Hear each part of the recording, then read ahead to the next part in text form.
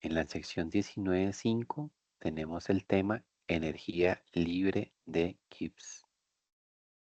Gibbs, Josiah Wheeler Gibbs, vivió en ese tiempo, 1839 a 1903. Eh, bueno, aquí se una microbiografía, ¿verdad? Increíblemente brillante, ¿sí? Em, y sus mayores aportaciones fueron en la termodinámica química. Ujú. Em, entonces, aquí lo que hemos visto hasta el momento es que hemos hablado del cambio de entalpía. ¿Qué nos dice el cambio de entalpía en una reacción? Bueno, si resulta que el cambio de entalpía es negativo, em, el proceso es exotérmico, es una reacción exotérmica. Ujú. Y ya hemos discutido previo a esta sección lo que es el cambio de entropía, que el cambio de entropía nos estaba diciendo, mira, eso tiene que ver con la espontaneidad del proceso y con qué tanto desorden se está generando o se está disminuyendo, ¿verdad? Entonces, lo que hizo Gibbs fue pensar, bueno, ¿hay alguna relación entre esos dos valores? O sea, ¿hay algo que relacione al cambio de entalpía y al cambio de entropía y que de esa manera esa relación me pueda servir para determinar si em, eh, algo es espontáneo o no? ¿Sí? Entonces, de hecho, ¿verdad? Como lo menciona aquí, la espontaneidad de una reacción parece involucrar dos conceptos, la entalpía y la entropía. Entonces, él fue el que propuso que esas dos cantidades estaban relacionadas por una tercera energía. Entonces, él propuso que esa tercera energía eh, se le llamara energía libre. ¿M? Y esa energía libre, eh, termodinámica y estrictamente hablando, esa energía libre está asociada con la entalpía, la temperatura y la entropía. No hablándolo así en términos absolutos, sino hablándolo en términos de cambio de energía libre, ¿sí? No en energía libre, sino en cambio de energía libre, bueno, sería que el cambio de energía libre sería asociado al cambio de entalpía y a una cierta temperatura que multiplica el cambio de entropía. Entonces, al final, como dice aquí, si las condiciones son estándar, dígase 298 grados Kelvin, eh, podemos agregar el símbolo de grado, ¿verdad? Que significa que es en condición estándar. Entonces, em, fue más adelante, ¿verdad? Que se le decidió llamar a eh,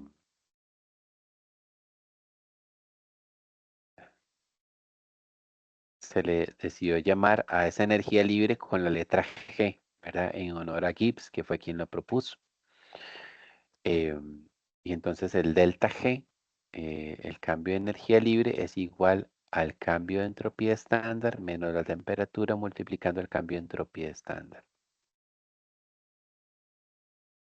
Entonces él lo que dijo es que em, podemos relacionar eh, podemos relacionar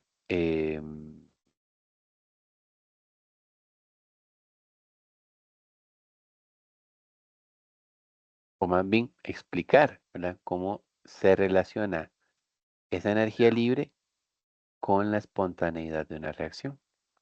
¿Sí? Y eso precisamente es lo más em,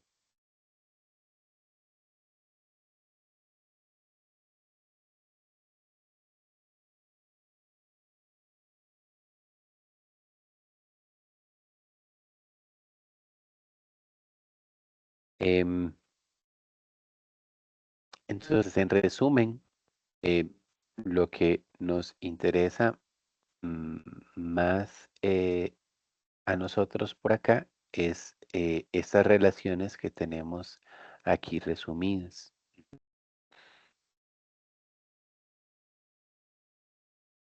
Entonces,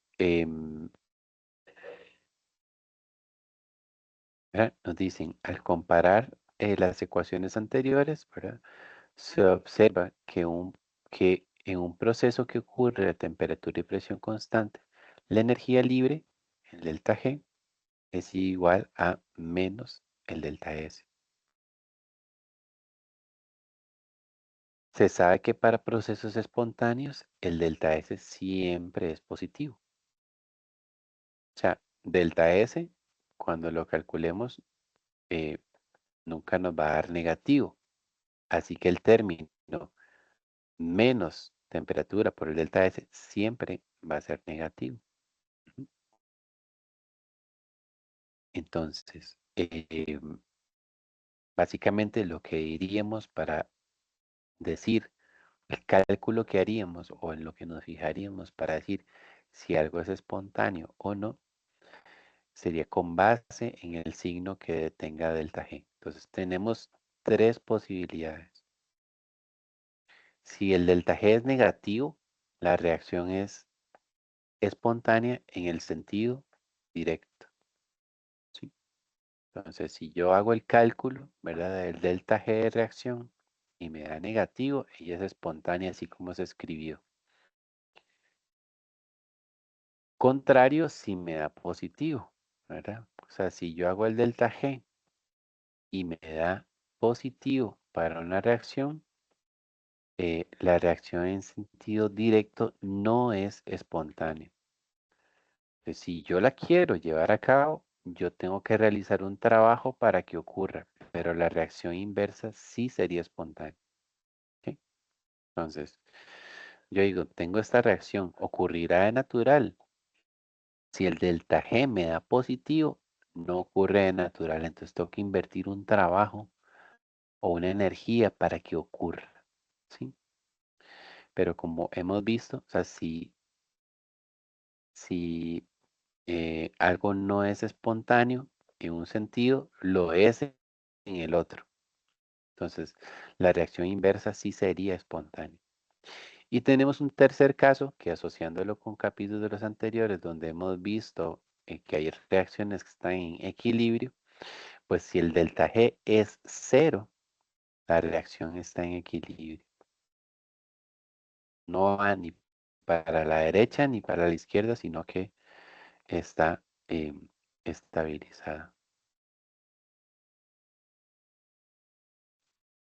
¿Sí? Muy bien. Entonces, yo puedo tener una situación como la que nos van a presentar em,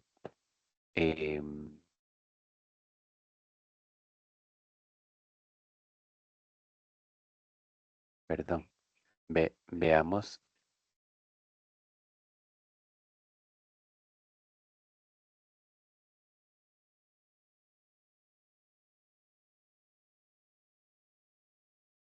perdón, decía, aquí el ejercicio resuelto 19.6 nos da una idea de cómo podemos utilizar estos cálculos mm, para calcular la energía libre. En este caso, en este caso del ejemplo 19.6, aquí vamos a calcular la energía libre a partir de los valores de eh, cambio de entalpía, temperatura y entropía. ¿Sí? Entonces,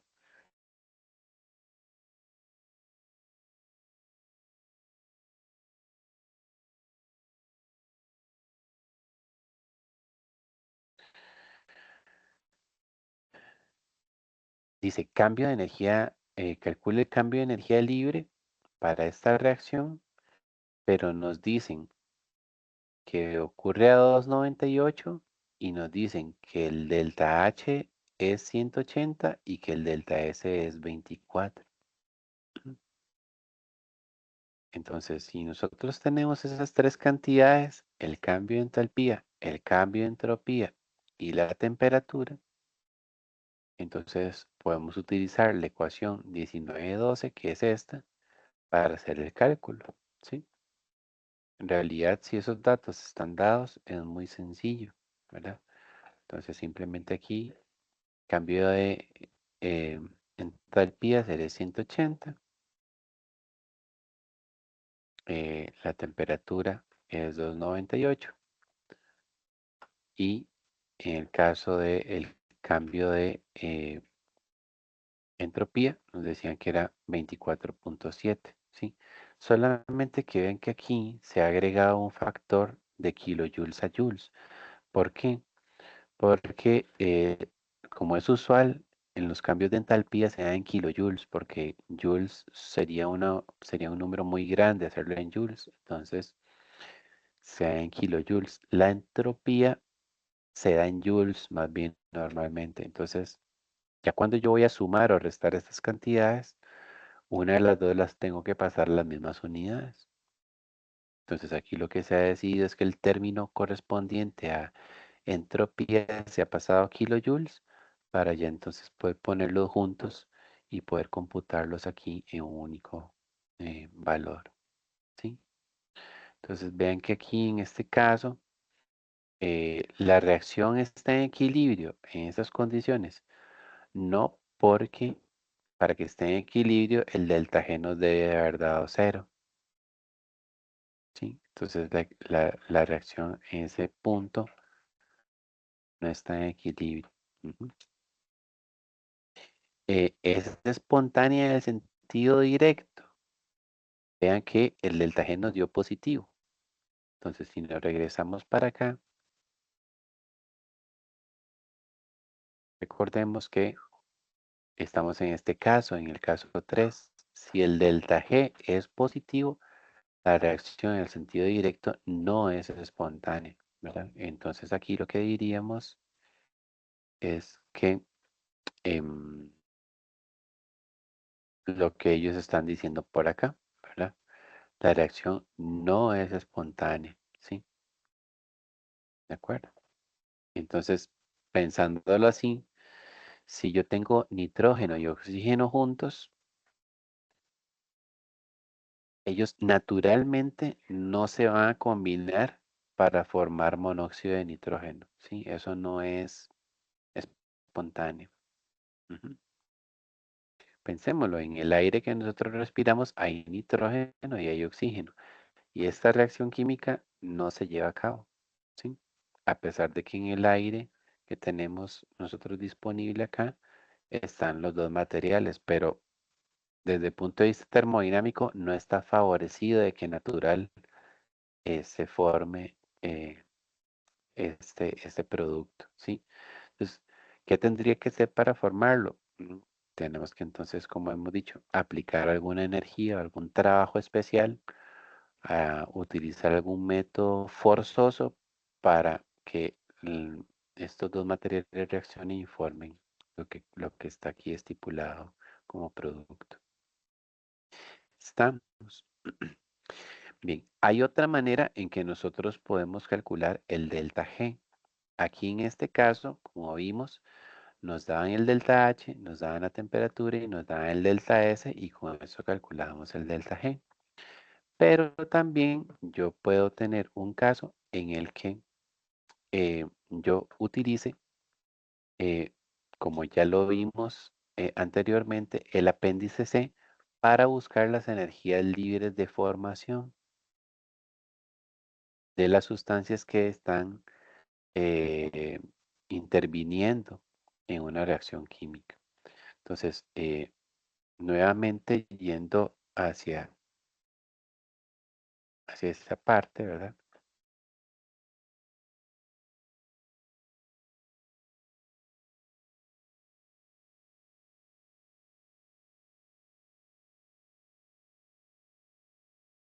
Aquí lo que haríamos entonces es, vendríamos al apéndice C, que está al final del libro, y las energías libres o los cambios de energía libre de formación estándar están en la columna del medio, ¿sí?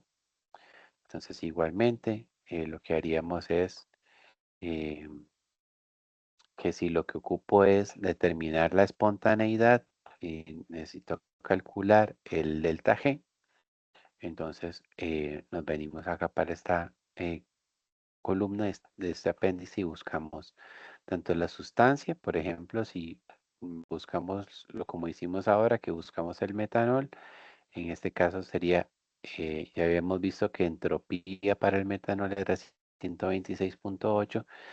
En el caso de energía libre de formación estándar es menos 166,23, ¿sí? Y eso lo tomaríamos entonces para eh, hacer nuestros cálculos ahí, ¿sí? Vamos. Entonces, resulta que de manera análoga al cálculo de entalpía de reacción y al cálculo de entropía de reacción, yo también puedo calcular el cambio de energía libre de reacción de una forma muy análoga. Nuevamente, sumo los productos y le resto la sumatoria de los reactivos, ¿sí? Igual que lo hicimos eh, anteriormente, ¿sí? Entonces, por ejemplo, aquí tenemos el ejemplo resuelto 19.7. Dice, use los ejemplos, perdón, los valores del apéndice C para calcular la energía, el cambio de energía libre estándar para esta reacción. Tenemos un mol de fósforo gaseoso, 6 moles de eh, cloro en gaseoso, produciendo 4 moles de cloruro de fósforo, tricloruro de fósforo a 298 grados Kelvin. Y una pregunta B, ¿cuál sería el delta G? Igual, ¿verdad? El delta G, pero para la reacción inversa. ¿Sí? Para la reacción inversa. Bien, bien. Entonces, sería productos, que son los 4 de PCl3, menos los reactivos, ¿sí? Que es P4 y 6Cl2. ¿Estamos? Entonces, como dice aquí, la entalpía, perdón, la energía libre de reacción, 4 de los productos, ¿sí? Y luego restamos lo que serían los reactivos, ¿verdad? Aquí en lugar de poner paréntesis cuadrado y poner aquí los reactivos en suma, ellos lo que decidieron fue poner los dos reactivos restando, ¿verdad? Pero da lo mismo, ¿verdad? Da lo mismo. Da lo mismo haber puesto aquí, haber puesto suma, menos y paréntesis cuadrado, que no poner el paréntesis y poner menos en los dos lados, ¿verdad? Matemáticamente es lo mismo. Entonces, no, muy simple, ¿verdad? Simplemente vamos y leemos los valores del traje de formación estándar en el apéndice y teníamos los valores, ¿sí? Computamos y eso nos da, pues, menos 1102,8. Em, ¿Verdad? En eso, ¿verdad? Lo dice aquí, el hecho de que el delta G sea negativo indica que una mezcla de fósforo y cloro eh, reaccionaría espontáneamente en el sentido directo para formar el PCl3. ¿Sí? ¿De acuerdo? Entonces, sería espontánea en el sentido directo. Algo interesante que menciona aquí, ¿verdad? Como para ir amarrando conceptos con capítulos anteriores. Dice, a pesar de eso, ¿verdad? Sin embargo, recuerde que el valor de delta G no informa nada sobre la velocidad, ¿sí? O sea, para saber si es rápida o es lenta, tendríamos que hablar de cinética. Pero para saber si de natural procedería hacia la derecha o hacia la izquierda, hablamos del delta G, ¿sí? Entonces, que sea espontáneo no significa que sea rápido, ¿sí? No, no van ligados esos conceptos, ¿sí? Vamos. Pero sí, el hecho de que aquí sí nos diera negativo significa que la reacción naturalmente está favorecida hacia la formación de los productos, ¿sí? En el inciso B nos preguntaban que cuál sería el valor contrario, el valor de la reacción contraria. El tema es que, em, pues, eso es muy fácil de responder porque em, si el delta G directo fue menos 1102, el delta G inverso es más 1102, ¿sí? No habría que hacerlo el cómputo otra vez, sino que simplemente uno, si es la otra reacción, pues tendría el signo contrario. Y eso, de nuevo, ¿verdad? Nos lleva a aquella idea que teníamos con la que estábamos trabajando, de que el proceso cuando es espontáneo, un sentido, no lo es en el contrario, ¿verdad? Aquí lo podemos ya valorar numéricamente. Entonces, esta sería la manera en que eh, utilizaríamos eh, la parte de energía libre para el cálculo en reacciones, ¿sí? Y, em, y cómo eso nos puede entonces ayudar a determinar ya con un número si el proceso es espontáneo o no lo es.